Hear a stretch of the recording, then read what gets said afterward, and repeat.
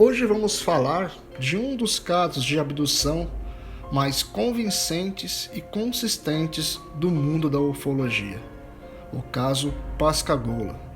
Vamos aos fatos.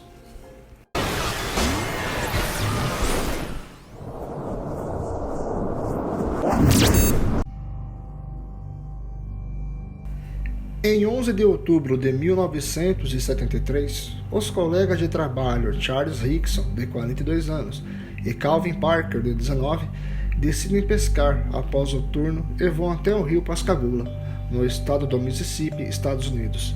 De repente, eles começam a ouvir um zumbido que vai ficando cada vez mais alto.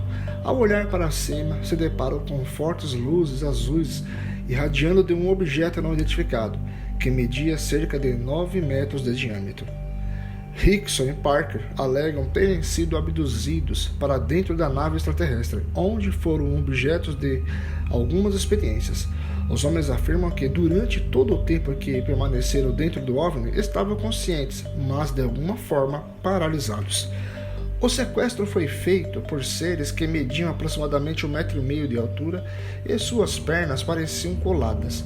No lugar dos pés tinham algo arredondado e seus braços eram longos, desproporcionais ao corpo.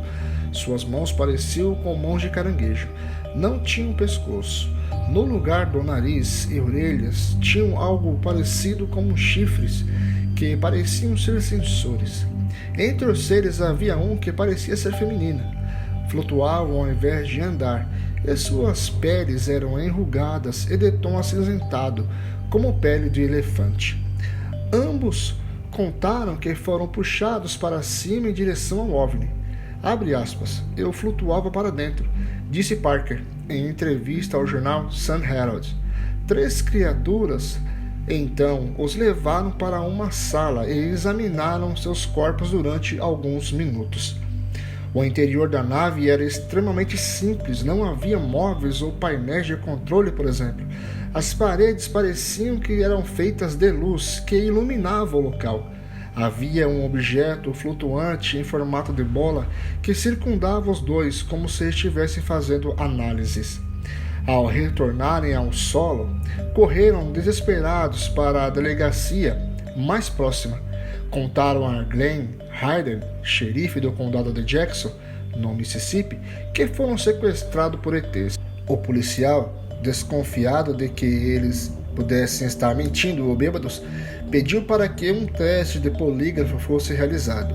Parker e Rickson passaram no teste e ainda mostraram uma perfuração que tinham no braço como prova de que estavam falando a verdade. Ao longo dos anos, Rickson deu entrevista para a televisão e palestras ao redor do mundo.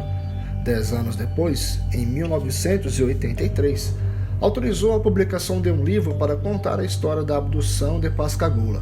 Ele ainda revelou ter tido outros encontros extraterrestres e que os ETs teriam contado que eram pacíficos. Charles morreu em 2011, aos 80 anos. Parker, por sua vez, viveu uma vida mais reclusa, mudou-se de cidade e não gostava de falar sobre o passado. Entretanto, em 1993, fundou uma empresa chamada UFO Investigation para produzir e investigar outros casos de abdução. Hoje, com 66 anos, publicou um livro autoral contando sua experiência. Em 2018, em uma convenção no Mississippi, 3 novas testemunhas apareceram para confirmar o sequestro alienígena. Os relatos foram fornecidos para o portal Mississippi Clarion Ledger, onde alegaram terem visto as tais luzes azuis do lado oposto do rio. Abre aspas. Eu estava olhando para cima e notei uma luz azul no céu onde eles estavam pescando. Começou a se mover e parecia seguir ao longo do rio Pascagoula, afirmou uma testemunha. Judge Brenning, moradora da cidade, contou que enquanto estava sentada em seu carro, junto com amigos, também sentiu a presença de uma força interestelar. Abre aspas. Chegou mais perto e estava pairando. Era uma forma de disco com um topo arredondado.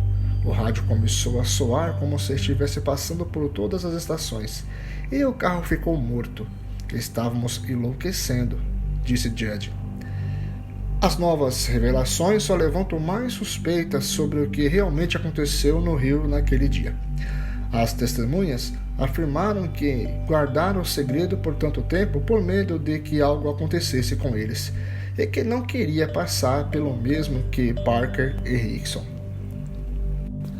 Esse caso é considerado um dos mais consistentes no mundo da ufologia, pela firme versão dos envolvidos, dos abduzidos no caso, por eles não terem mudado nenhuma vírgula do que disseram ao longo dos anos, e também pelos relatos de outras testemunhas que viram as luzes no céu naquele mesmo dia e no mesmo lugar onde aconteceu o fato. E você? O que você acha desse caso?